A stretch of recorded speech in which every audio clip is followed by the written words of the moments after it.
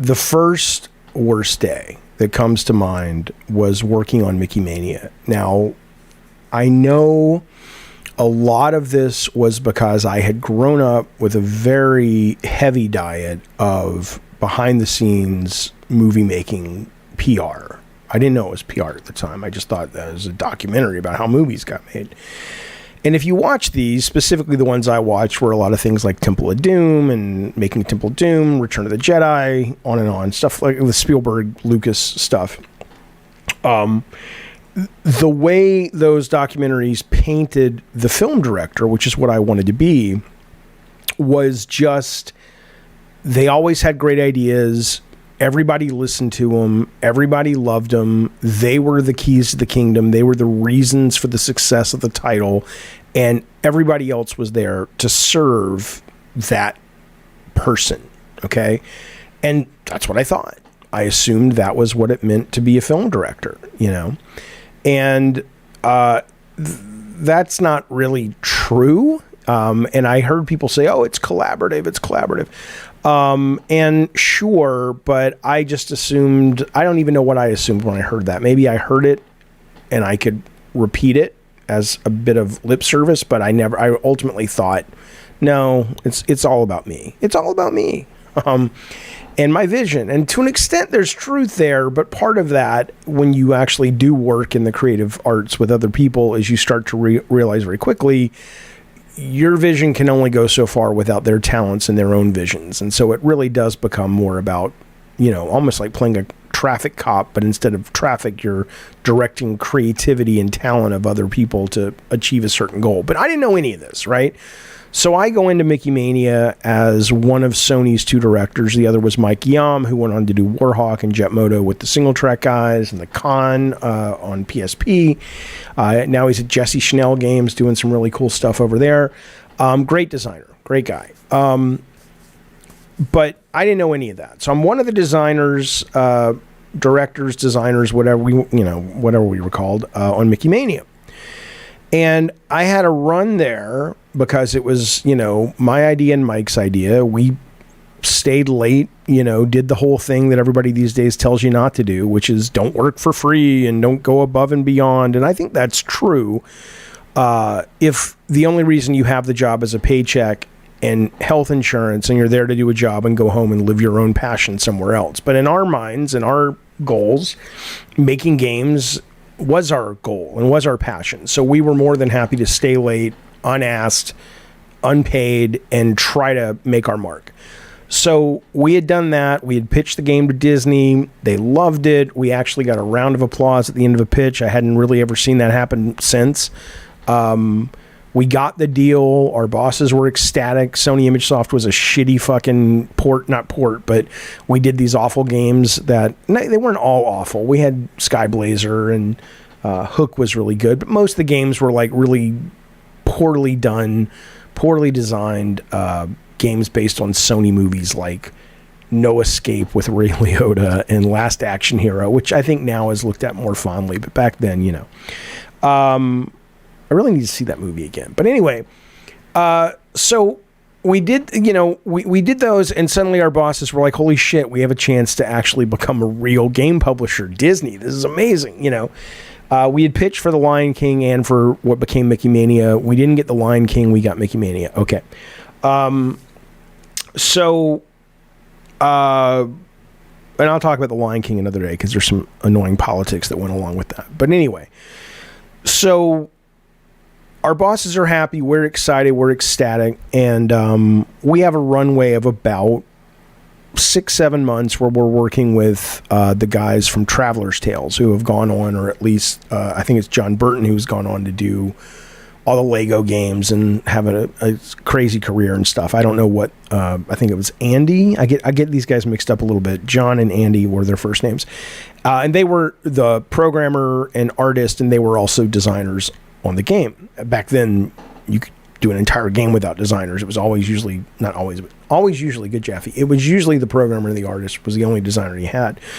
But anyway, and so we had 7 months working with these guys, and it was a nightmare because I brought that idea of what it meant to be a filmmaker, I assumed, well, I saw this on the behind the scenes shit. I guess I can do that with video games. And so, obviously with Mike, I was collaborating. He was right there, and I knew he was the co-director with me. But I just thought these guys were hands that, meaning that we would say things and they would use their hands and skills to create what was in our heads. And obviously, not only practically is that not the way things work, but this just clearly infuriated them, as it should. And it was slowing down production, and it was kind of just grinding the fuck out of the gears of production. And now we were doing a deal with Disney. We couldn't afford to delay it. We couldn't afford to fuck up. And finally, we had a producer on the game, but we were pretty much running roughshod over her because I guess we were allowed to. We had the freedom. If I remember, our boss, the head of Sony ImageSoft, said, if you get the deal, you guys can produce it, direct it, whatever. And she was just oversight. But eventually, this first worst day was when they kind of called me in, and Mike, and said, well, it's been fun, fellas, but this producer, Marianne, is going to come in, and she is going to make sure this thing can actually get across the finish line because you guys are driving everybody nuts. You're still in the game. You're still designers. We still want your input, but we gotta batten down the fucking hatches, and you guys, my friends, are the hatches. So the hatches, I like the hatches. They live across the street, and every now and then they decide to celebrate Hanukkah. See, well, we don't celebrate Hanukkah, Bill. Jesus, Jeffy, come on. The ADD stuff's wearing. The meds are wearing off. It's late at night. Shut up. But anyway, batten down the hatches, right? Connecticut. Okay. So we batten down the hatches, and when I'm told this, and it becomes apparent that a lot of the stuff that I thought was going to be in the game, and this was the hardest part of it, because we had a much bigger story, in our minds. We had this, it was basically, it wasn't Kingdom Hearts before it was Kingdom Hearts, but there was a lot of Disney lore, because me and Mike are both huge Disney fans, and there was a lot of referencing IP that we hadn't actually licensed, but we didn't know any better. And, even if none of that was on the books, we had this, it was a pretty cool big story about Mickey's 65th birthday, and Pete comes in and steals this magic watch, and it sends them back in time, and there's a chase through time not to fuck up all the movies. And it was, and what it inevitably became, A, because we didn't have the budget or time to make this epic we had in our brains, and B, because we had probably cut into whatever kind of production we had to be ambitious because we'd fuck shit up. And C, because frankly, Marianne, Sony, and the Traveler's Tales guys just had a different vision for it. They were more than happy to just go, every level is a cartoon, and the levels aren't very big, which I hated. I hated that. They had done a game called Pugsy, the Traveler's Tales guys, before Mickey Mania.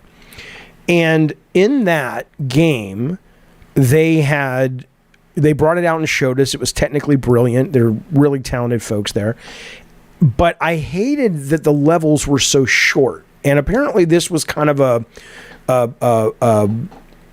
cultural difference. Like if you played platformers of the time that were coming out of the UK, they liked these little pithy levels. Whereas I was like, no, man, I want the Super Mario World levels. I want shit way up there, and you can explore and find stuff down below, and you can backtrack, and there's, it's like a little adventure in every level.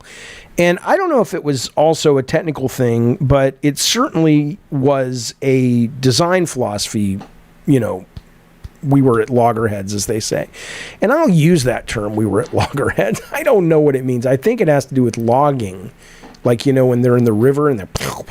I don't know, but it was not good. And so it was very hurtful. It was very emotionally challenging to know that was being ripped away, this vision, because you really felt like it was yours. And I don't know what's healthy about that in terms of like when you're working for a company, even if you're a movie director and you're making a Star Wars for Kathleen Kennedy or whatever, you got to have ownership. You got to feel like it's yours. And at some point, it really no longer is about the paycheck, and it's about I have to make this vision, you know.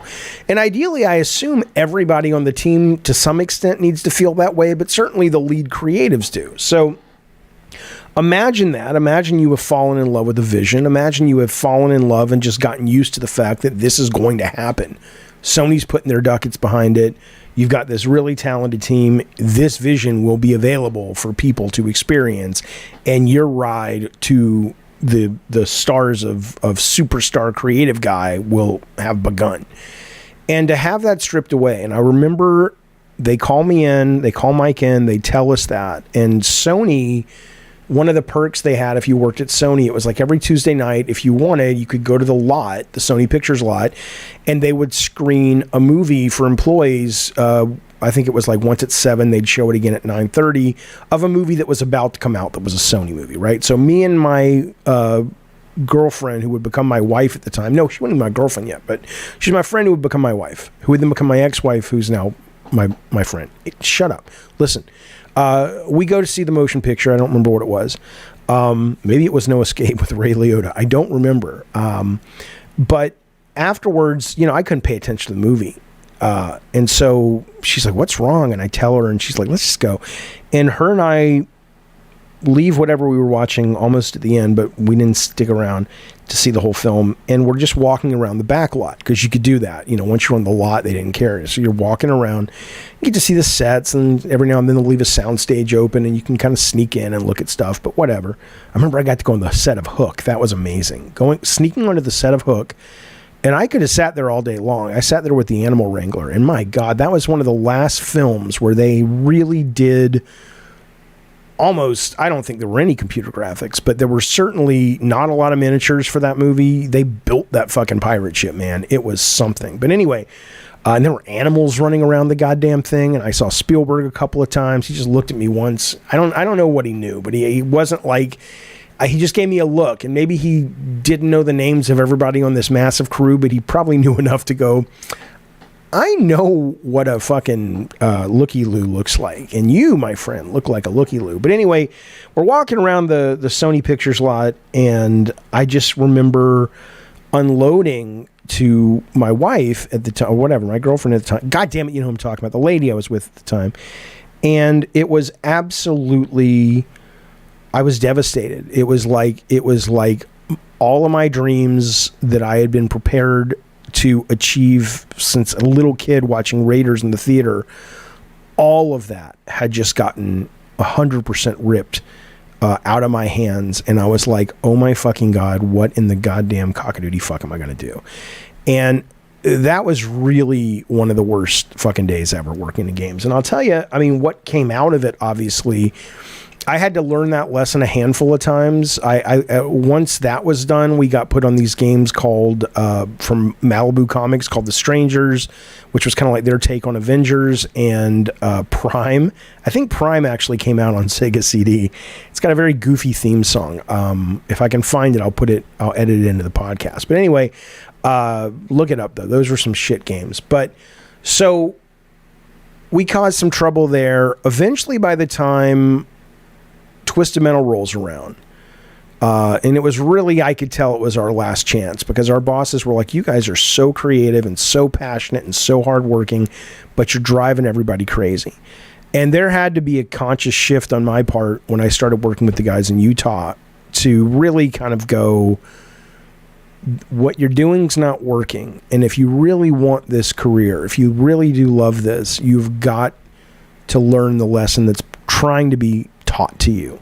And thank God I did. Not to say that working on Twisted Metal for the guys in Utah was a walk in the park, as it relates to working with me. I mean, it was a horrible crunch for those guys, regardless of my involvement. But but ultimately, though, it was the beginning of an incredibly important, not just lesson for video games, but I think just a collaborative lesson, which is, you know, unless you want to make a podcast on your own or write a novel, you'll still have an editor, but, you know, you can consciously do a painting. You can consciously choose to express yourself creatively without any input, or only the input you choose at any given moment to let in.